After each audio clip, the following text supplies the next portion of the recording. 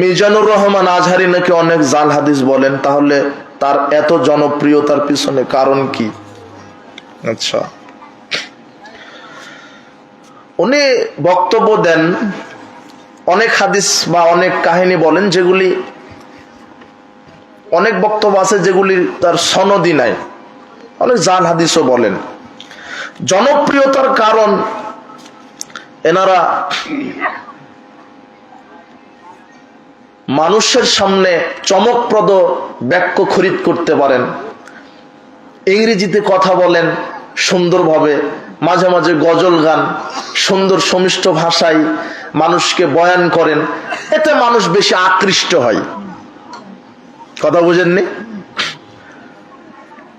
তবে এনার বক্তব্য শুনতে আপনার আবার জ্ঞান থাকতে হবে, যাতে করে ভালোটা এবং মন্দটা আপনি ধরতে পারেন। আমি সরাসরি বলবো না এর বক্তব্য শোনা যাবে না, শোনেন। তবে যেখানে একটু সমস্যা হচ্ছে সেখানে সালাফি মানহাজের আলেমদের নিকট থেকে পরামর্শ নিয়ে আমল করবেন। কথা বুঝেননি? শোনেন।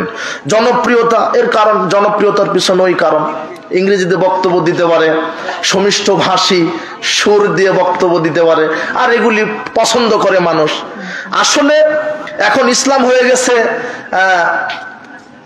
জনপ্রিয়তা, আর মানুষ এখন আবেগী হয়ে গেছে বেশি, বিবেক দিয়ে বিচার ফয়সালা করে না, আবেগের পিছনে ছুটছে মানুষ।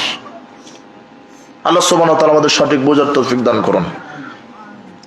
আর দেশে পৃথিবীতে অনেক সালাফি আলেম ওলামা আছেন, অনেক মাদানী আলেম ওলামা আছেন, অনেক আহলে হাদিসের আলেম ওলামা আছেন, তাদের বক্তব্য শুনবেন, এদের বক্তব্য শুনবেন। সালাফি মানহাজের উপরে প্রতিষ্ঠিত যেগুলি আলেম ওলামা, এদের বক্তব্য শুনবেন, এদের লেখা বই পড়বেন। শুধু বক্তব্য শুনে হা করে বক্তব্য শুনবেন না, কিছু পড়াশোনা করবেন। কথা বুঝতে পেরেছেন?